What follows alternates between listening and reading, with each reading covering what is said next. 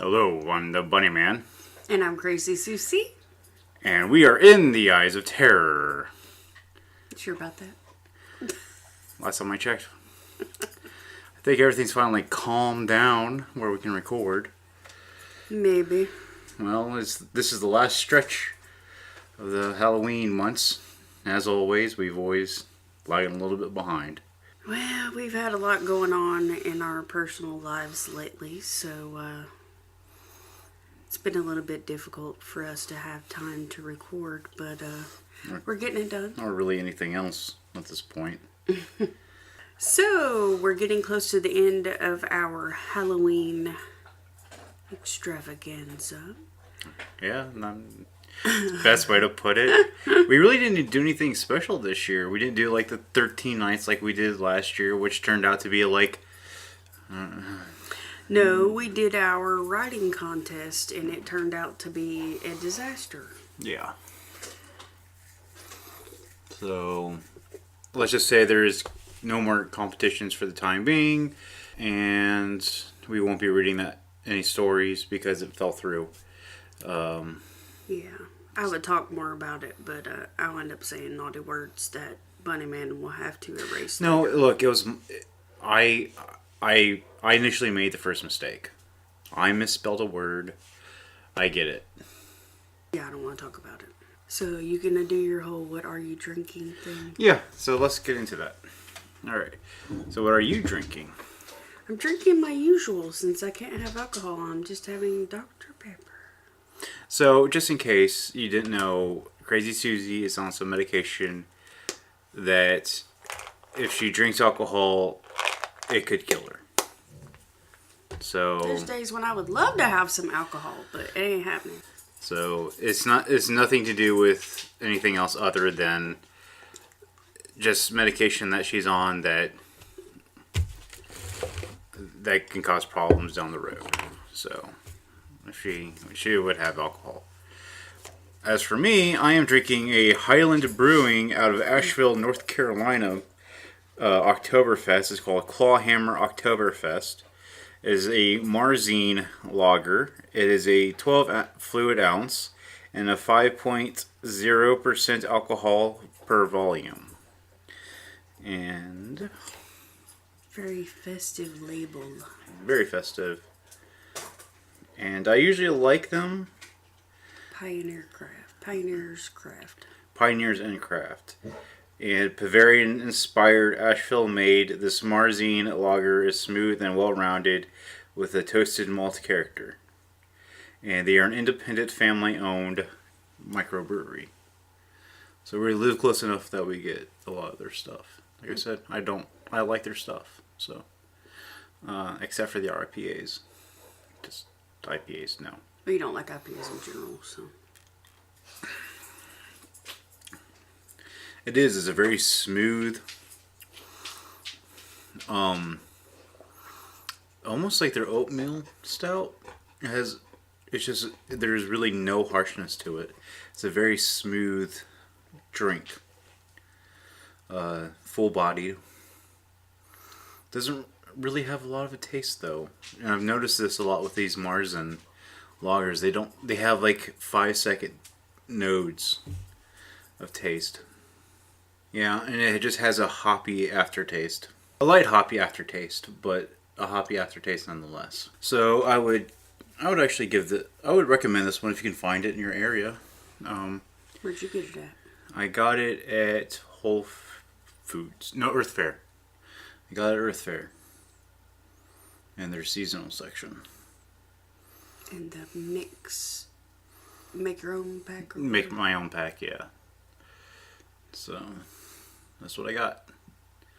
I highly recommend it. Like I said, Highland Brewing generally has really good sort of hearty beers. So I would definitely, I recommend getting their stuff. So I have yet to be disappointed.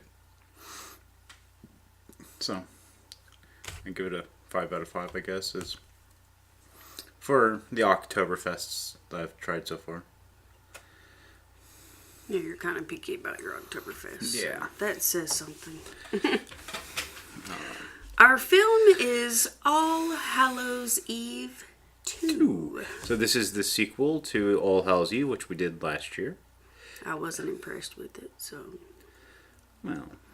It is unrated. It's 1 hour and 31 minutes long. It is a horror film. We found this on TubiTV. And it's also on Screambox, which is a...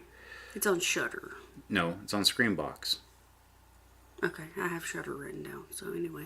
Well, we have Shudder and we have Screambox and we have Prime. Okay. Yeah. I have Shudder written down. Anyway. IMDb gives it a score of 4.9 out of 10. And I'm just not a huge fan of these Hallows Eve films, but that's just me personally. Well, this is an anthology, and I'm a big fan of anthology films. So, I don't know if you are or not. I think you like some anthology films. Some of them, yeah. I like to see how they do anthology films. How they progress, and, you know, if the storyline continues or what happens. You know. Well, I like to see how they try to tie in with each other because they're all filmed with different. The concept but is. This one doesn't, does it? I mean, they keep the same story frame as far as like the VHS and stuff like that. Well, we'll get into it because I think we'll just talk about it because there's just so much. So this has 11 directors to it. Yes. I actually didn't even write them all down. I wrote the two main ones that they mentioned, which was Bryan Norton and Jesse Baget. 14 writers. You can find all this information at imdb.com if you'd like to look it up. The cast is Andrea Monier, plays the woman. Damien Monier plays the trickster. Helen Rogers plays Elizabeth. Tyler Rossell plays Jack. Steve Anderson Jr. plays Elliott. Ron Basch-Jack, I think, plays Jack. Emily Alatalo-Kate. Angela, I don't even know, plays the wary woman. And Julian Richardson plays the chatterbox. And the storyline is a woman finds a VHS tape on her doorstep that shows a series of gruesome tales that could be real, but the true danger is the pumpkin-faced killer that uses the tape to find his next victim. So yeah, it's a lot like with the first one with the VHS and stuff like that. So they sort of do explain her. She actually. We'll just get into it. So we open up. So at every time that there's sort of like a lag in the movie or between stories, they come back to, I guess you could say, the main woman, which is, you know, she's watching these. The lady who found the VHS on her doorstep. Yeah, and her reaction to said stories. Mm-hmm. So we open up on a VHS static and a Ouija board, and the woman goes, "Oh, great spirit of Halloween," and then she gets nothing from the Ouija, and she calls Robert, or she's surprised that Robert's not calling her, and then. You know, so she's sort of spooking herself out and getting upset, and then her phone rings, which spooks her, and she mentions a guy. So she, you know, she goes, "Oh, the great spirit of Halloween," talks to the Ouija, nothing happens. Somebody's not calling her or answering her phone. She goes out to the window, she sees this guy in this, like, pumpkin mask staring at her. Her phone rings, which spooks her, and she mentions, sort of casually, that there's some guy watching her. And then she watches the guy go to the staircase and stares at her. And you know, the guy's at the bottom of the stairs. He's staring at her, and she finds VHS like right at the foot of her doorstep. And then she just randomly picks it up and takes it inside, gets a little like whatever with the whole guy in the mask staring at her thing. And so let me ask you this. If this happened to you, if some random person left a VHS at your doorstep, would you take it in and play it? Well, so we have some issues with me taking in a VHS and playing said VHS. One of them is I don't have a VHS player anymore. So I would either have to go to a midnight Goodwill run, which doesn't exist, or spend almost $300 on a VHS player. So no on that one. Okay, so if it was a DVD, okay, so it's semantics at this point. No. I mean, the VHS is central to the point of the story that this is a VHS. I get it. Okay, so if it was a DVD, to where no. I mean, the whole concept of picking up some random. I've watched too many scary creepypastas / deep web crap to not open up anything that's marked weird or blank or. But I mean, are you? I'm curious. Is the cat? Yeah. I mean.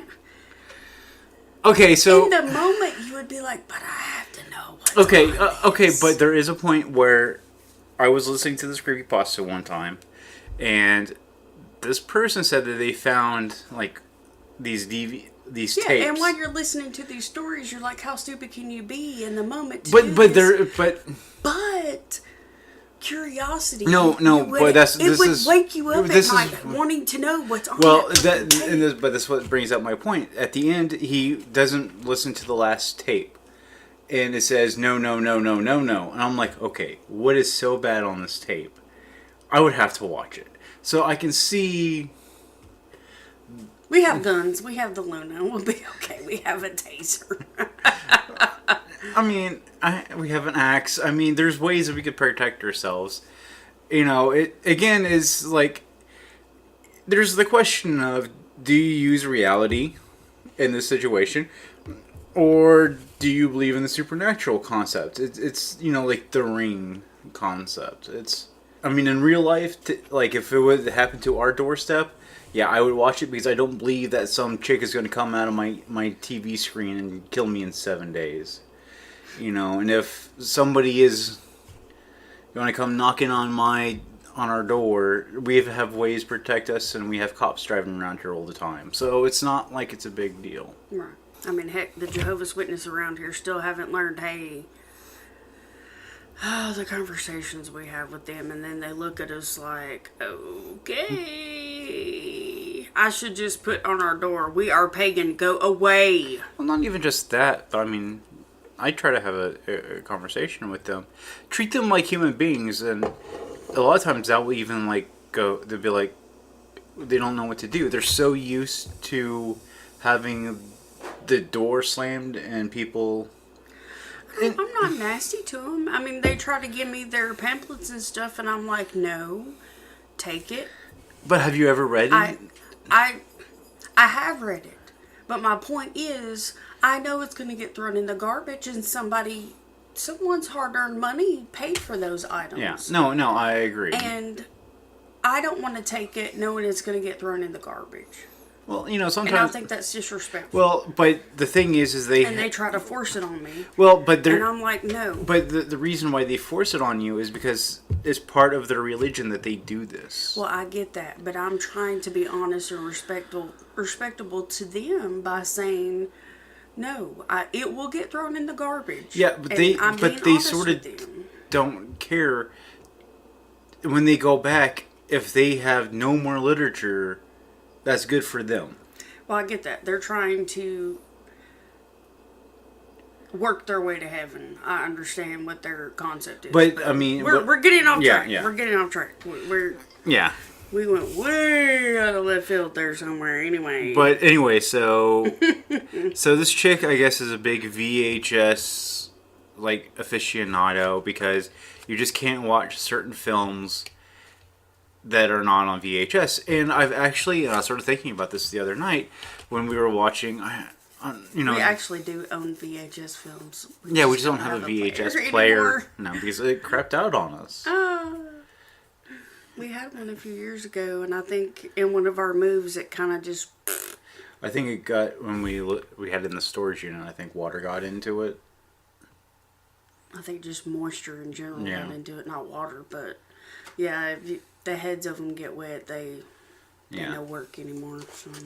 But, I mean, I'm actually getting back... So, anyway, so she does bring up a good point, and I sort of thought about it, and I'm like, yeah, you know, like, especially like 80s movies and stuff like that, when they polish up the stuff and they make it into Blu-ray and stuff like that, and they get rid of the grain, it takes away something and it makes it actually look faker. Mm-hmm. You know, like the grain and the darkness sort of add something to it. Yeah. That eeriness. Yeah. Yeah, I get it. And so... It's no different than hearing an album on a record. You know, we have records and we love listening to them. You hear that graininess on the record and that scratchiness on the record, and then they convert it to CD, and it's... Well, it totally it's not even CD, but digital. When they...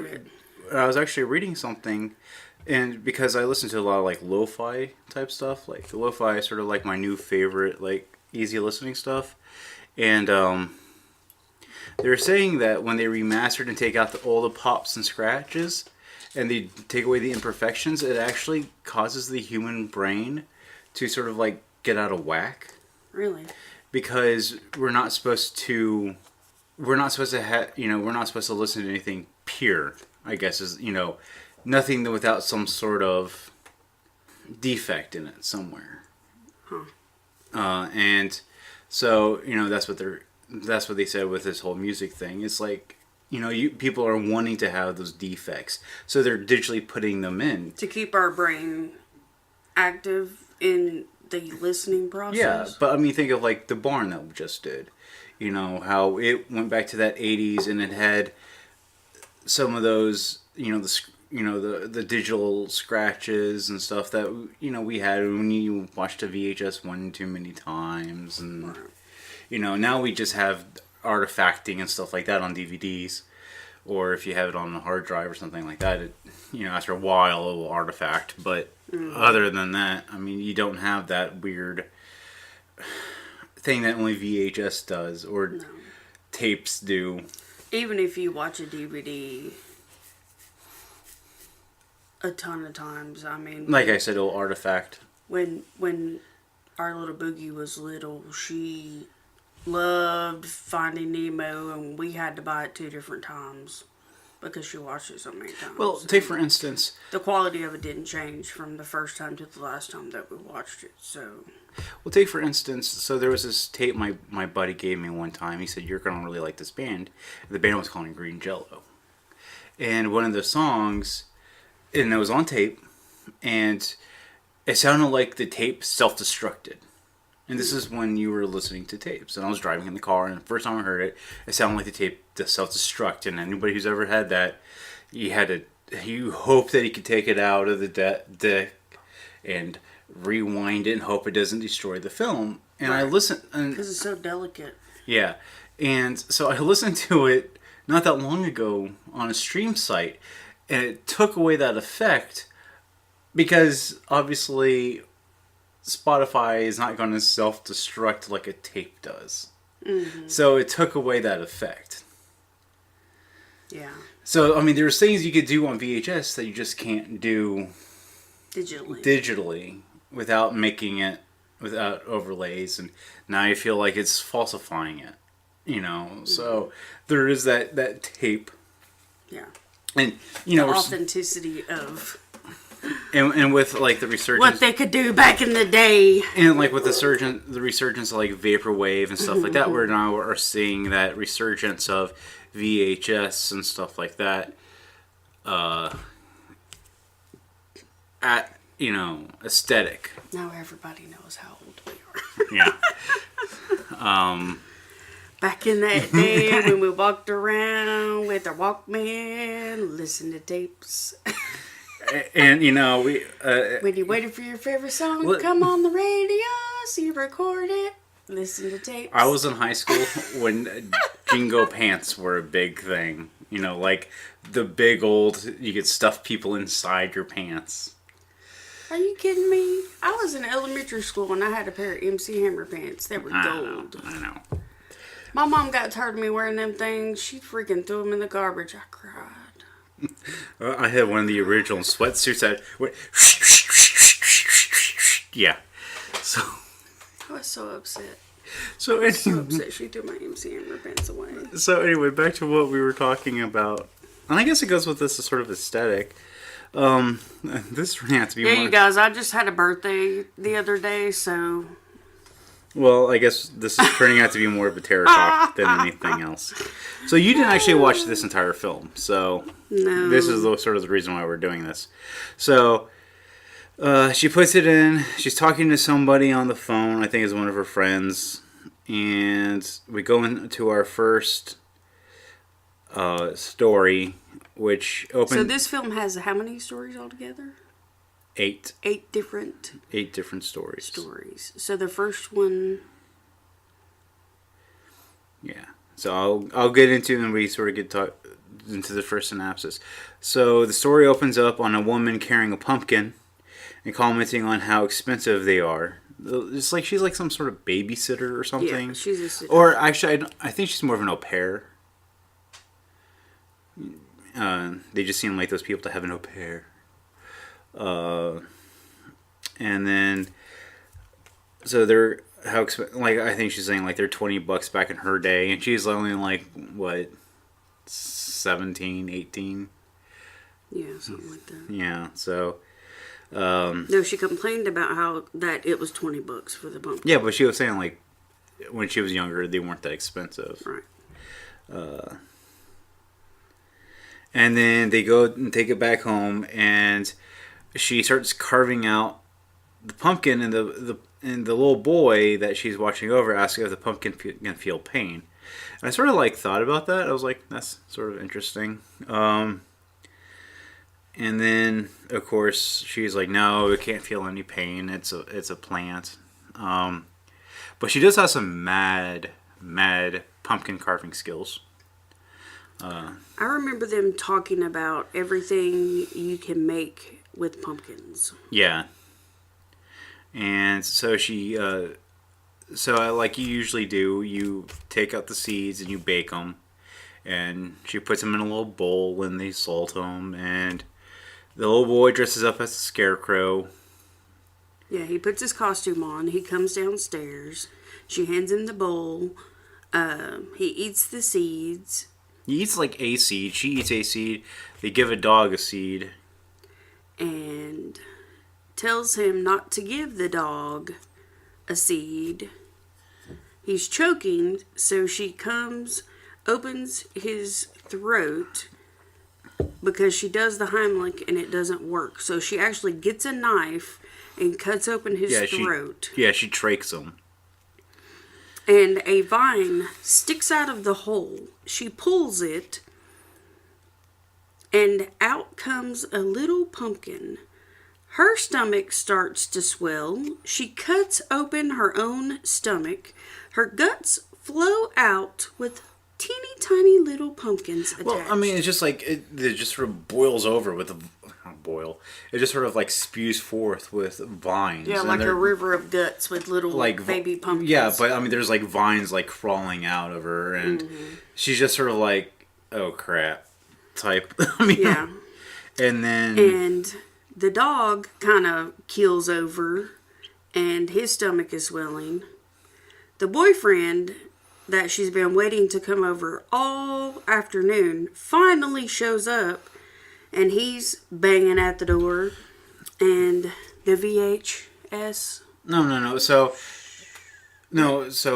you see that he's knocking on the door, and he opens up the door because they left it unlocked or whatever, and you start seeing that the vines are crawling up the window. Yeah, that are coming out of their bodies. Yeah. And, well, it comes up on the vein, so you can assume that they're sort of alive, and they probably either strangle said guy or whatever. But, I mean, that's the end of that story. Well, they leave it open-ended, so... Yeah. And then the VHS cuts off. Yeah.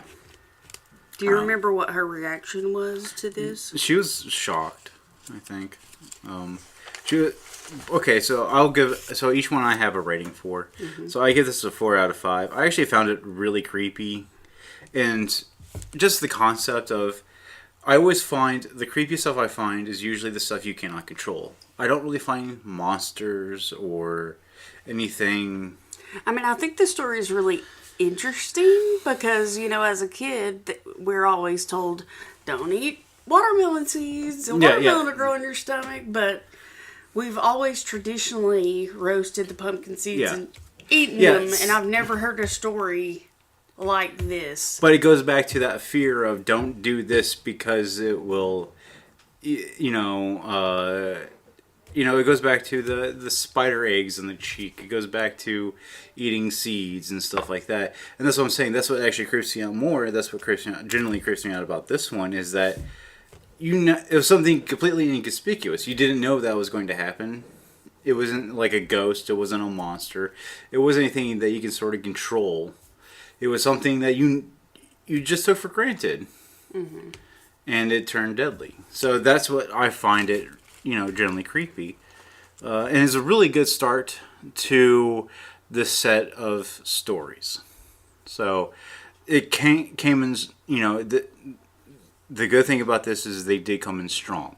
Because a lot of anthologies will either have a really strong, like the strongest one at the front, and then it'll start waning as the further you get into it, or they'll pepper it throughout. Mm-hmm. So, but I think this sets a good tone because a lot of times in anthologies, the first one usually doesn't have a good tone or whatever to it. It's just how they sort of stuck it all together. But this one sets a good tone. So, moving on to story number 2.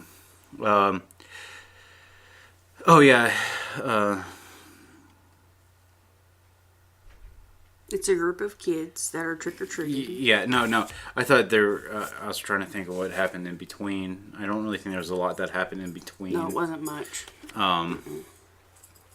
So, there's a person dressed in a bedsheet ghost, and it's just dirty and gross looking, and everything in this sort of like world is gross and disgusting and dirty. Yeah, it's like an evacuation zone where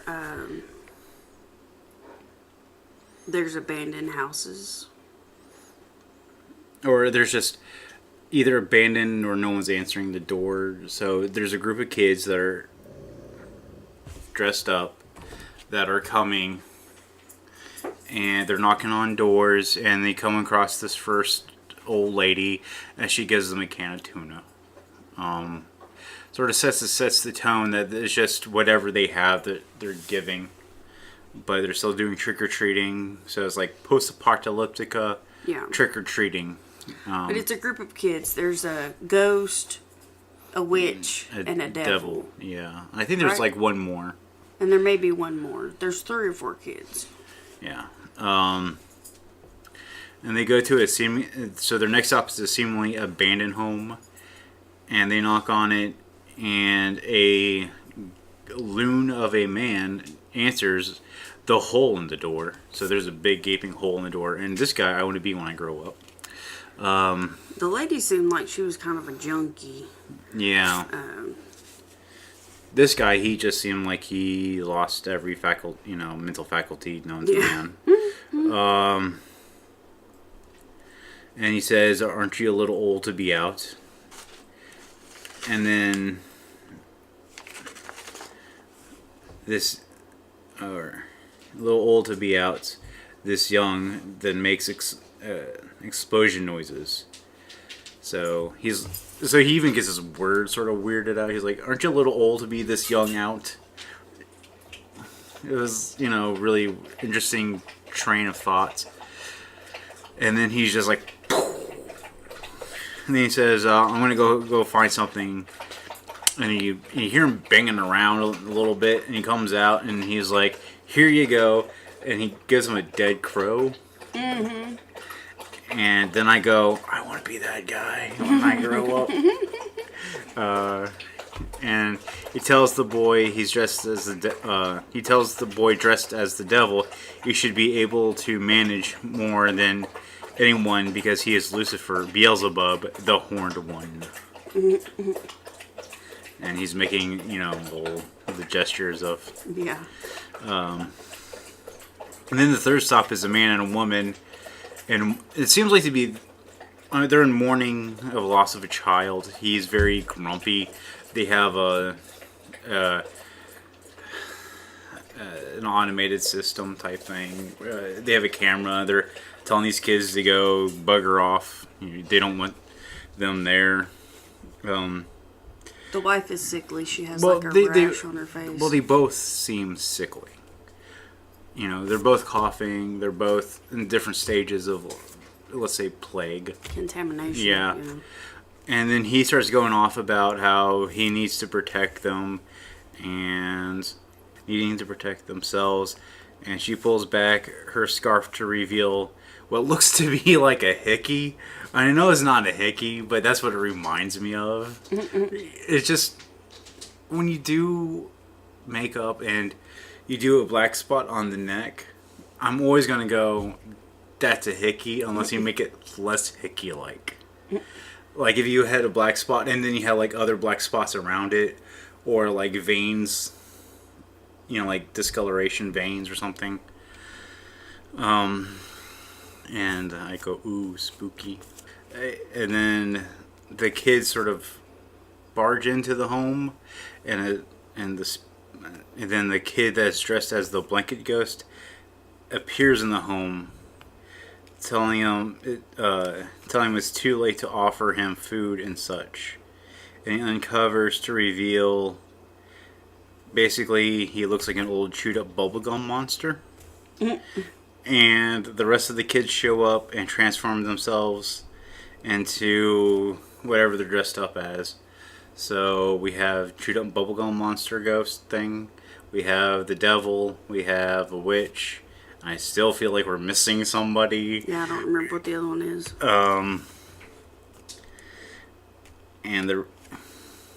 And his wife disappears, and Jack is absorbed into death, and they burn down the house.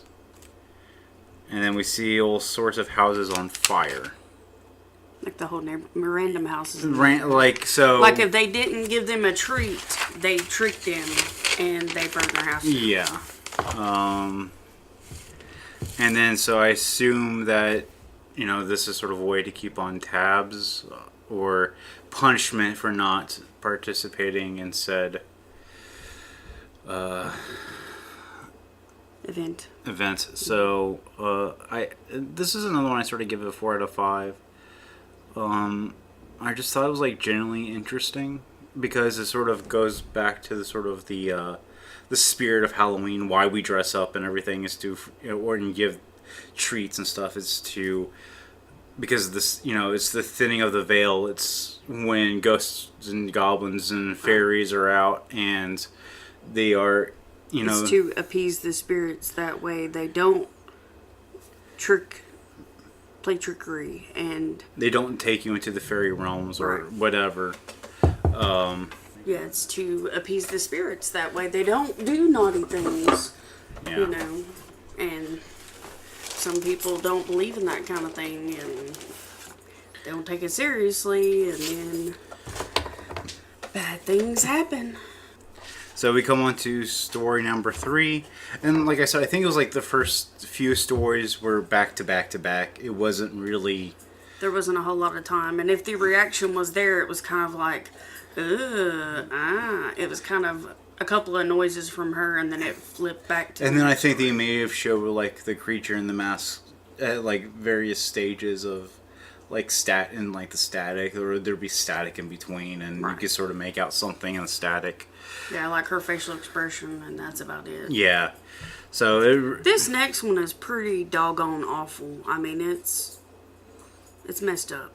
So 2 men are driving down for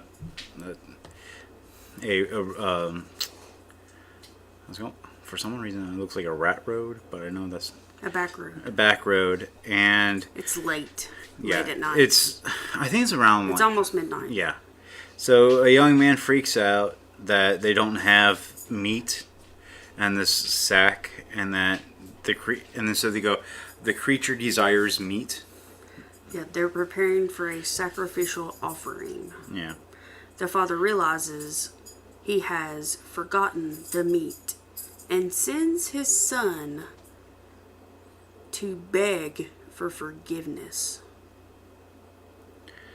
And then, so... Yeah, they're driving, and when they get to the sacrificial place where they're supposed to leave the sacrifice, the father sends the son out to talk to the beast that they give the sacrifice to talk to the beast. Yeah, because he said that he's done it too many times. There's no more he can do. It's done. He's negotiated too much. Right. So when the son gets out, the dad locks the truck to where he can't get back in. Well, the beast that they give sacrifice to as penance for whatever they took, it requires meat. That's a part of the sacrifice. Period. End of sentence. That's a part of it. Yeah. So, as penance for not bringing the meat, the beast took the son. That was the meat. Yeah. And the father knew this was going to happen. He knew it. Yeah. So that's why he locked his son out. You allow your son to be taken as sacrifice. That is that's awful. Well, no, he was making excuses. He knew what he was doing. Yeah, he knew They've it. done this, it seemed like, every year for how many years? This is another story that's hard to place, like, when it's happening.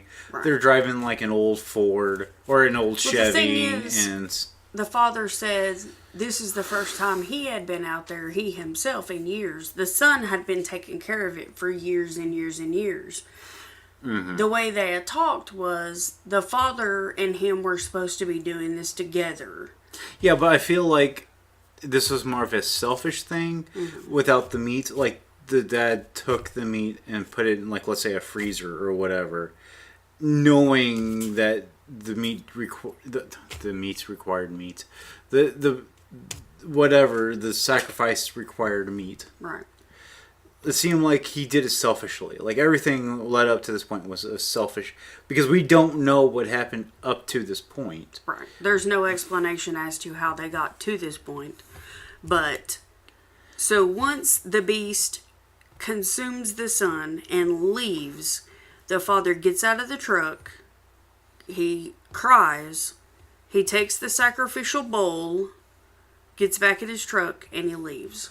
Well, but he couldn't leave because whatever they were sacrificing to cut off, killed electricity. Like, he couldn't start up the truck. Right. So until like 12:01. Right. So that beast being there basically like didn't allow electronics to work. Yeah. It seemed like he didn't allow anyone to really escape. Yeah. Quickly. Yeah, you could run, but I assume that it would, as fastly as, as the boy went out there. I think it was a pretty large creature. Yeah. So you could run, but you wouldn't be able to hide, kind of a situation. So. But this was a really inconspicuous area. You would never have known this was a sacrificial area. Like no, a it was ritual. Like out in the woods. It looked like it was just an old chopping block. Yeah, it was out in the woods. Yeah, it was out in the woods and on an old chopping block. Just where you would just, chop your wood at. It was nothing special or sacred about it or whatever.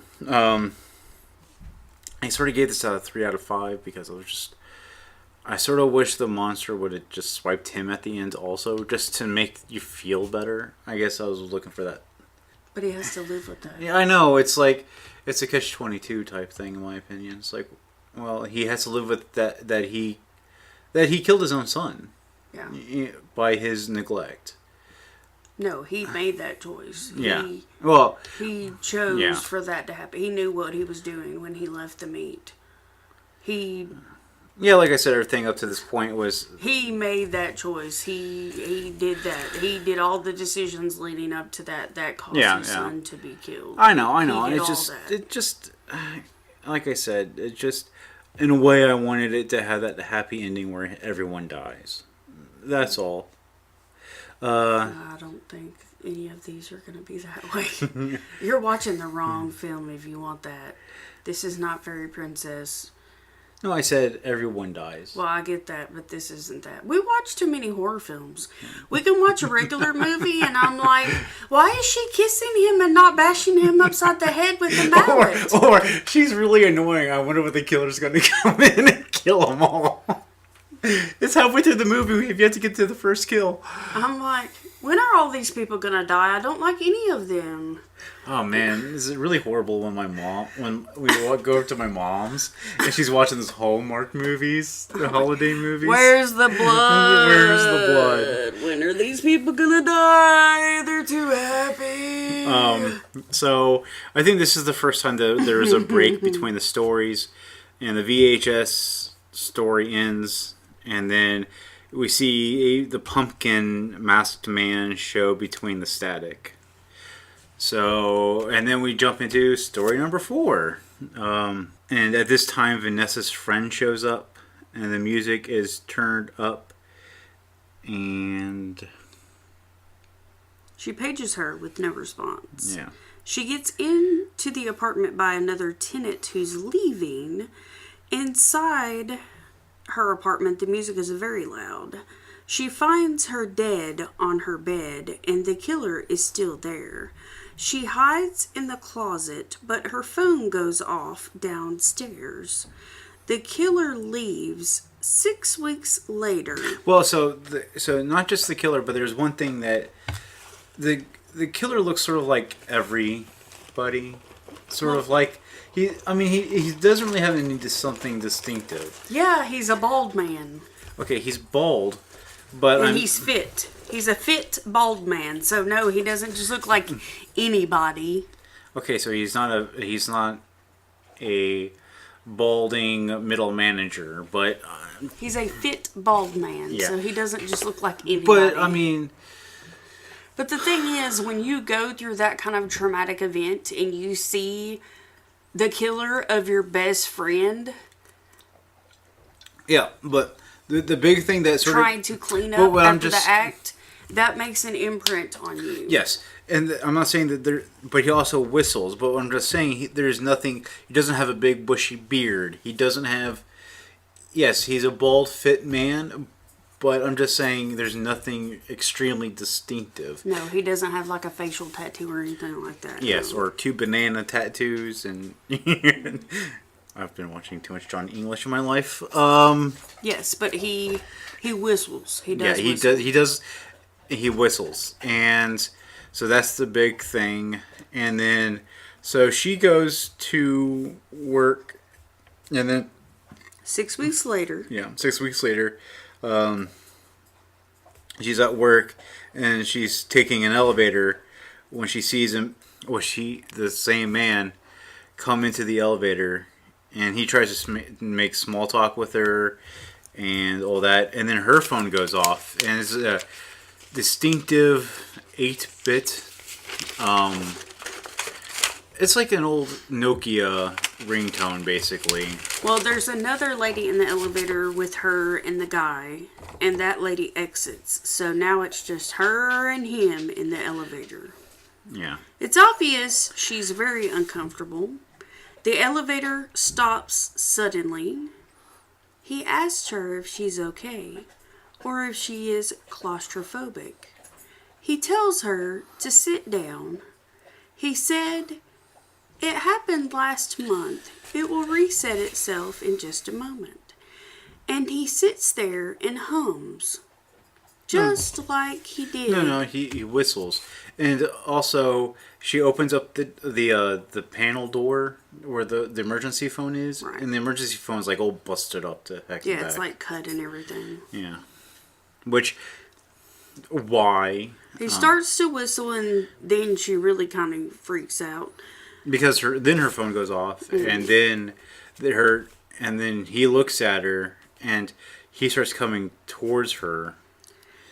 He starts talking about what floor she works on and what a shame it is about the girl that worked there, which is her friend.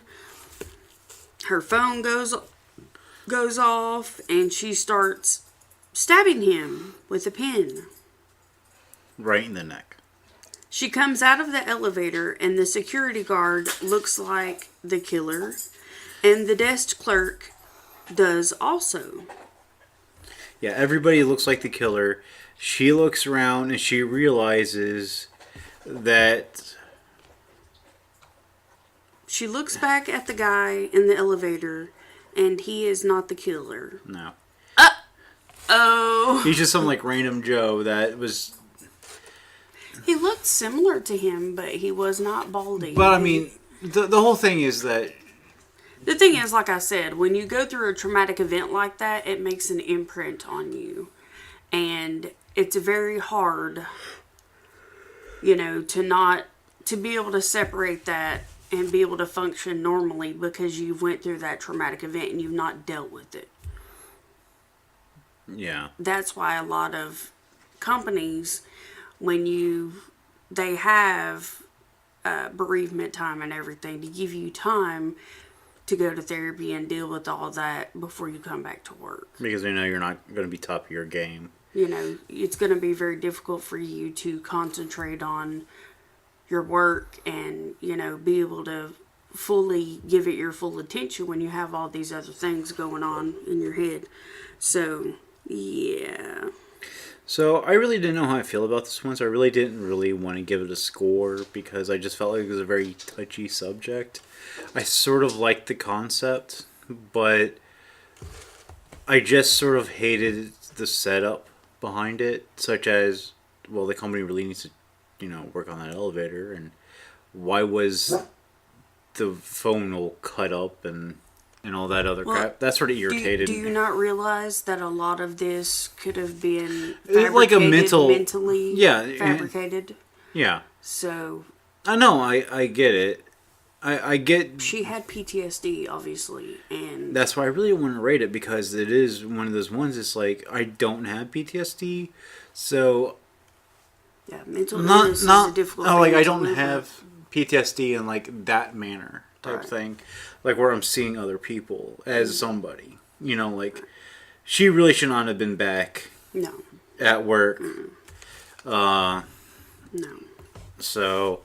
so there's a lot of things that were leading up to this where I was like... I have PTSD, and it's happened to me where someone's talked about a situation, and then I've had flashbacks of other situations that I've been in similarly to that, so... Well, I've had issues where a smell or something triggers something, and I get irately pissed. But, I'm just... it's one of those things that... And you kind of feel like you're paralyzed, you're trapped, in that situation. So I could see why she would honestly feel like it was genuinely him, because all those things matched up, and she hadn't sought help. She hadn't went to the police and told them what she saw, which is what she honestly should have done. Well, and I hate to say it, but out of all these so far, I think this one is the most realistic. Yeah, that's what's so scary about it, Like, this could actually happen to somebody. Yeah, it genuinely could, And so, let's move on. We get into story number 5. So, 3 teens are walking along when they come to find a carnival. There's a caller, and he is selling a game of Hit the Sadist. The 2 boys decide that they're going to be game and are throwing different sets of, like, knives. One has, like, a spiked baseball. Right.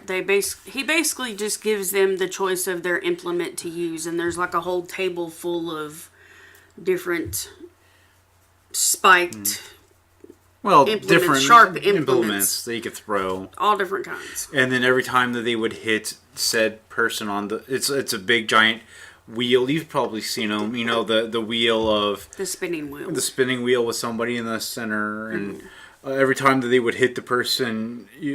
they would scream, and there would be like a recording of, yes, hit me harder, or whatever, like some sort of enjoyment recording. And then the mask, so during the part, a mask comes off of the man, and he yells for the other boy, Sam, and Sam recognizes him as his dad, and the caller tells him he could be a winner, and that he needs to give in to his wants and desires. And he picks up a nail gun. So Sam picks up a nail gun and starts shooting him in like the arm and legs and wherever. And then he picks up the baseball with the nails in it and hits him in the nuts, making them explode, which hurt me. But at the same point, I was like, I don't think your nuts can explode. Oh yeah, they can. You want to look that up? No, not really, not right now. I don't want to either, and I don't even have those parts. But ugh. Then a chainsaw, and when he threw the chainsaw, that was over, right? I think so. And I said I don't understand the nipple thing. I don't know what that was in reference in my notes, but it seems relevant somehow. It says literally, don't understand the nipple thing in my notes. What nipple thing? There's something to do with nipples. There's something to do with the nipple thing in there. And I don't know. And so we really don't know any of the backstory. We can imagine that the father's abusive or something. I think there's like flashbacks of him being abused, or toughen up or whatever, and being hit or whatever. So we can imagine that the dad was a piece of crap. Yeah. And then so he finally took it out on him, and then it flashes to black, and then we see another person in the position in the collar advertising. I guess this is a 2 out of 5 out of 5. Really didn't understand what it was all about, and I just had a hard time trying to...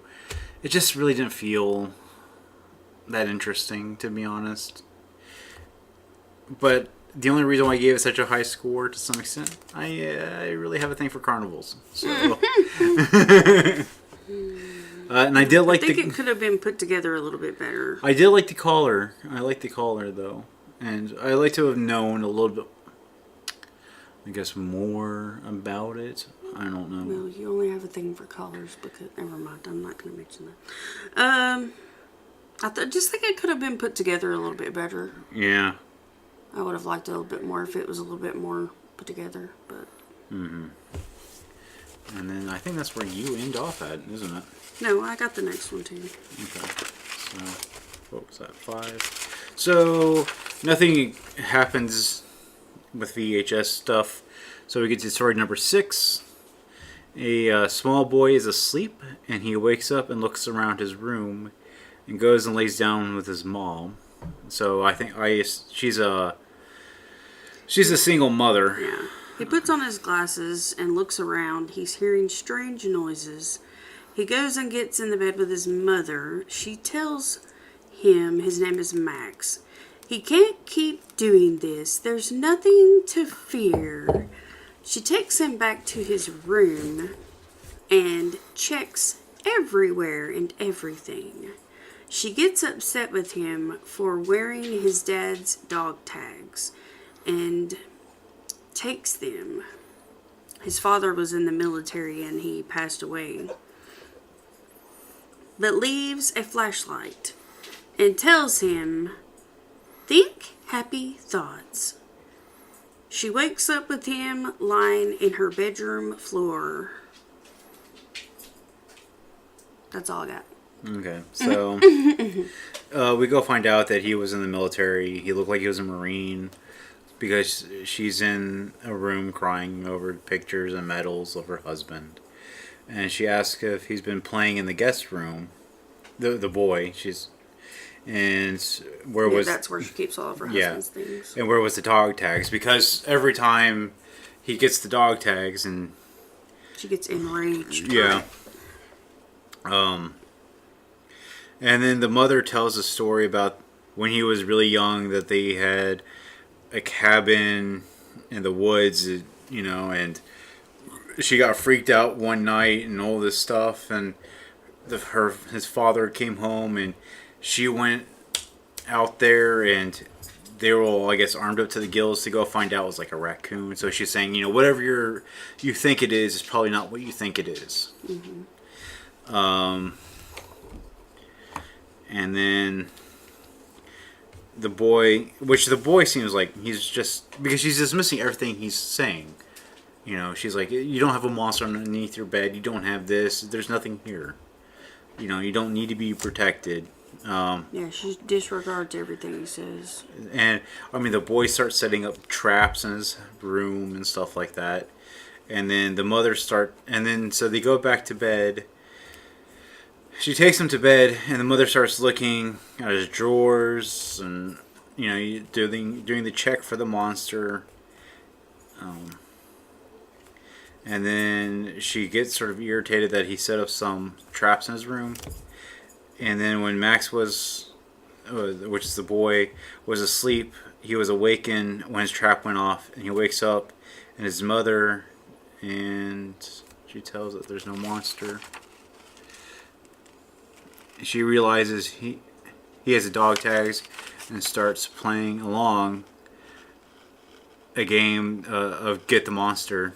And as she puts him back to bed, she starts walking away when she hears a growl and she gets pulled underneath the bed. So there was a monster after all. This story, I give it a 3 out of 5. Again, it was just, I really got irritated with the whole, like, dismissive thing. And the whole dog tag thing sort of irritated me a lot, too. Because he obviously has nothing of his father to himself. Right, and it was like, almost like she was comparing his relationship to his dad to her relationship with her husband. Like, his relationship wasn't good enough for him to have the dog tags. But all she was doing was keeping them in a room and going in there once a week and crying, holding them. Yeah. Really? And but that gave him a sense of pride to wear his dad's dog tags because he died. Well, no, it's not even really a sense of pride. It's more of a sense of some sort of connection. Well, it was a sense of pride because his father died in the military. Well, his father but died serving it's not his just country. that. But I mean, it's just... And he would go to school wearing those, and his friends knew that his father was in the military. But it's also just a point of connection. Right. It's Knowing just, that like I said, there wore those and you're wearing them. Like I said, there's no picture of him in the room. There was nothing there. So he was just trying to feel connected to somebody he's never going to know ever in his life. Right. You know, and that was one of the last things he touched. Yeah, and so having lost my father at a young age, I know that sort of feeling. Yeah. And this is a very realistic. And I do too. I don't have any memories of mine. So. And so this is another very real. Except for, take the monster part out, this is a very real story, and that's why I give such a low rating to some extent, because I think, I don't know, the monster sort of irritate. Like, I think there was like a bigger message they could have gone with, or something other than like the monster underneath the bed. I don't know, but I mean, there was a lot going on within this story, just of emotional stuff. But I mean, she probably assumed because she was emotional that he was just being emotional and he was just acting out because and imagining the monster. That's probably what it was. That's why she was dismissive. I don't know. Well, it didn't seem like she was taking any of his feelings into consideration whatsoever. No, because she was grieving for herself. So I'm assuming it was pretty fresh. I mean, it was, it was a fresh. It was within a year. I mean, I don't know. I've never lost a spouse. I've lost everything else but that. So I don't know how that would be, and I don't want to know. So. But I mean, again, it was just one of those things that it was. I don't know. It's just. I would have liked it if it wasn't just, I guess, for the cheap ending of being pulled underneath. I don't know. It was just, I don't know. Something rubbed me the wrong way on this one. We get into story number 7, and the story opens on an old room.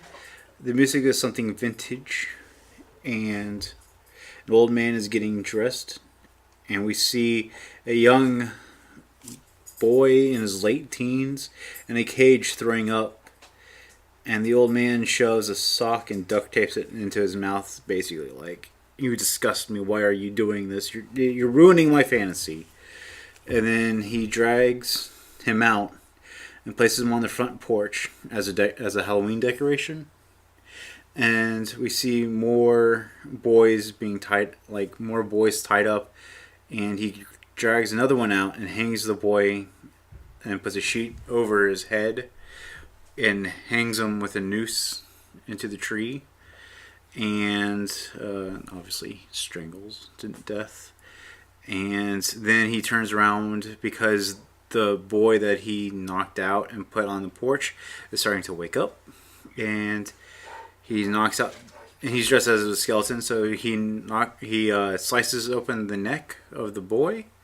And then this really ditzy blonde girl comes up, and she goes, "Oh, your decorations are so amazing. I wish I could do decorations like you. And you're getting me back into the spirit and blah blah blah of Halloween. I love every year you do this." And then she sees like the boy that's hanging in the tree kick a little bit, and she like, "Is that real?" And then we see the guy socks the chick and drags her inside the apartment or the house. So I give this a 4 out of 5 because this is one that I could see realistically happening if you're deranged enough. Deranged and have just a little bit too much free time. Yeah. Retirement doesn't suit some people. Yeah. Evidently not him. And it was a really great setup for all of it. Like I said, I think it was a very, because, there was, I was listening to a story earlier, and, there have been cases where people have hung themselves or, in the trees. I think one chick, she hung herself, and everybody thought she was a decoration. Yeah. It's a sad thing that stuff like that happens. But, so, it's one of those things. We come on to story number 8, and we see a man scrolling through basically what is a version of Facebook. And he's looking at basically his dead girlfriend's page. And, everybody's like saying, "Oh, we're sorry, you had to go, blah, blah, blah, blah, blah." And then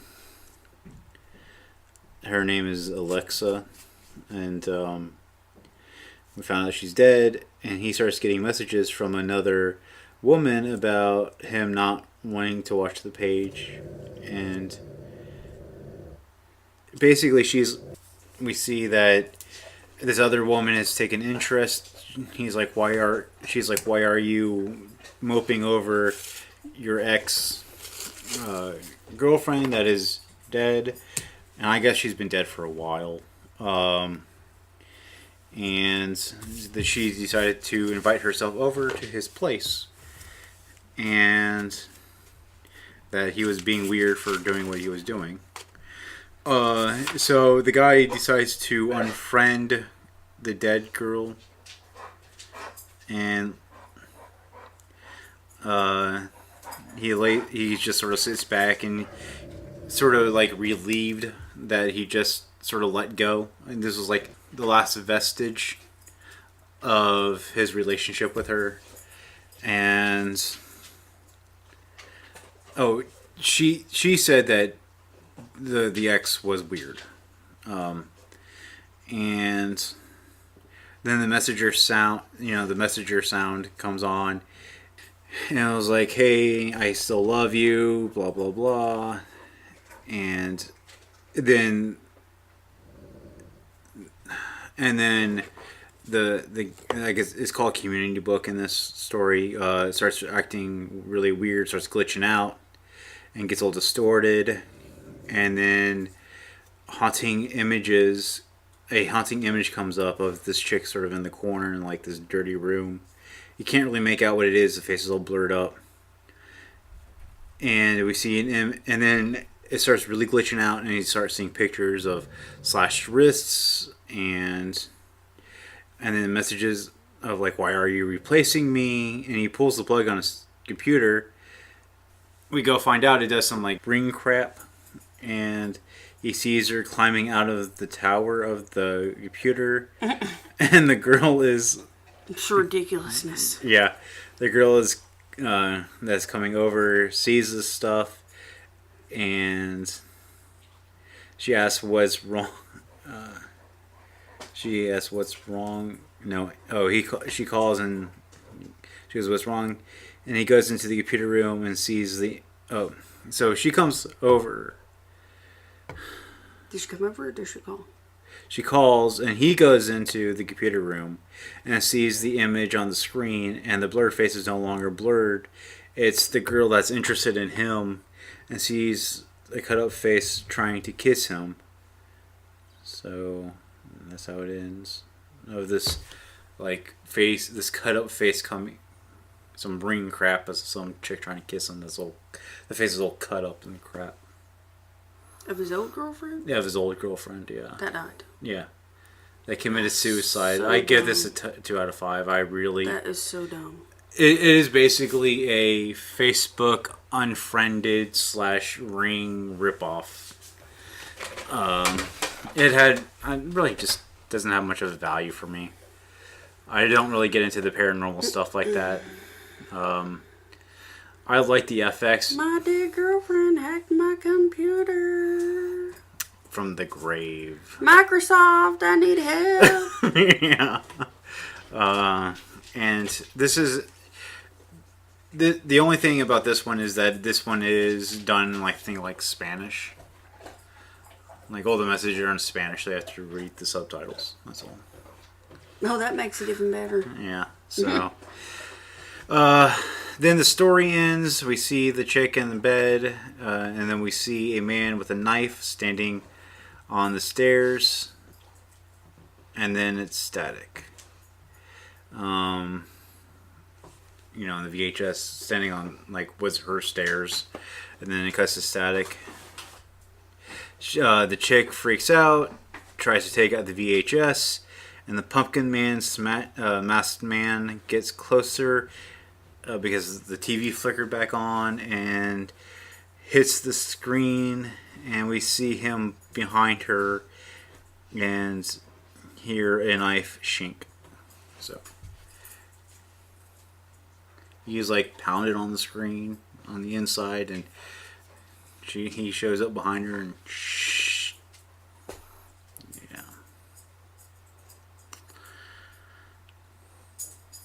So that's that.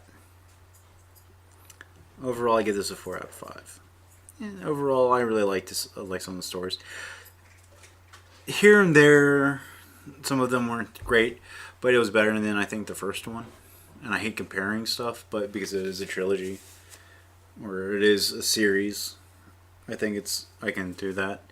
I like going back to the storytelling idea, the whole Tales from the Crypt type theme.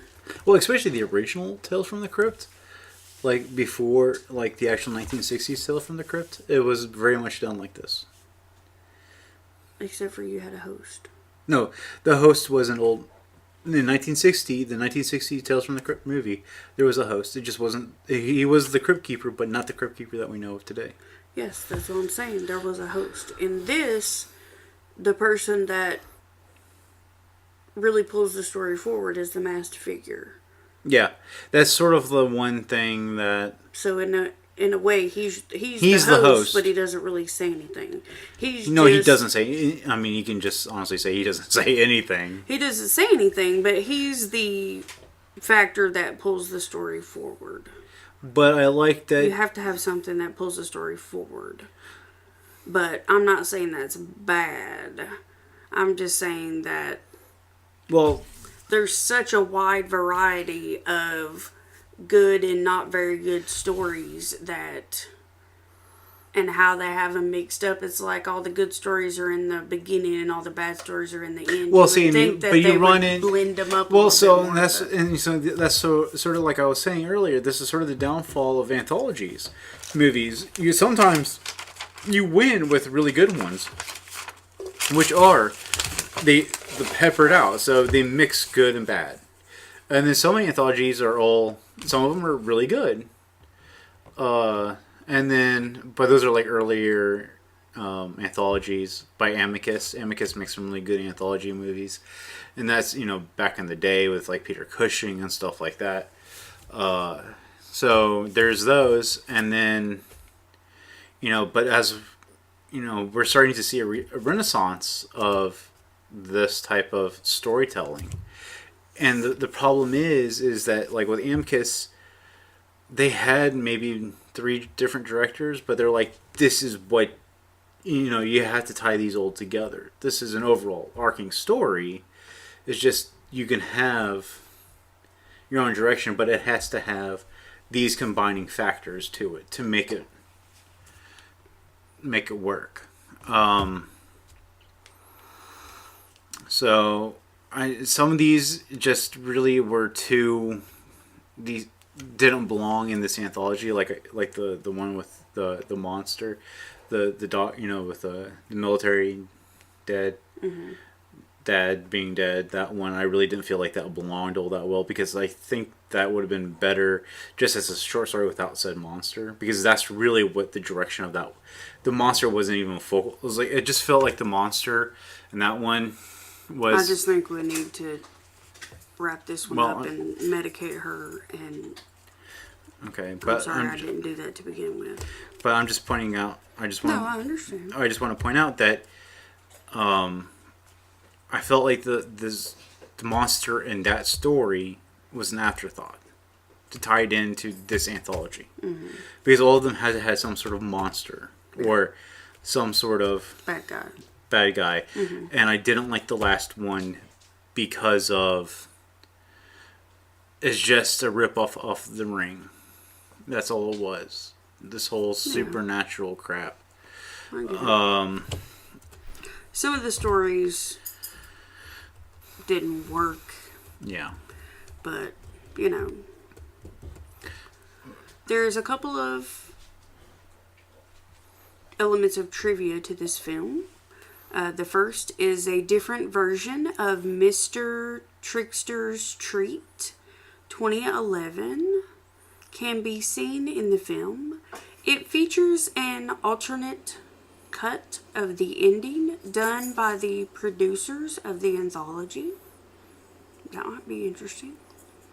The address of the house in the opening scene, 237, a possible nod to the infamous room 237 from The Shining. That's interesting. Ooh. So I do suggest actually watching past the initial end credits, because then each story has its own special end credits. So, and they're usually pretty animated. They're actually really good, and sort of goes like aftermath type stuff. So, and they have their own unique style and sound. So, I recommend watching this one. I think it's a good Halloween movie.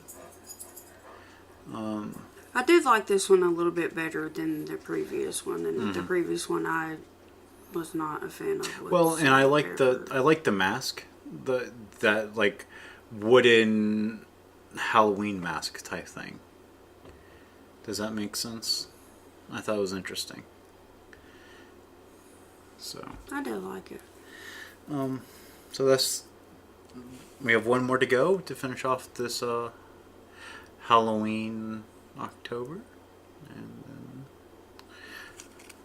we'll start into the next month. So And this one you have no notes for. I do have some. Okay. So, well, we'll see you in the next episode. Scare you later. Bye.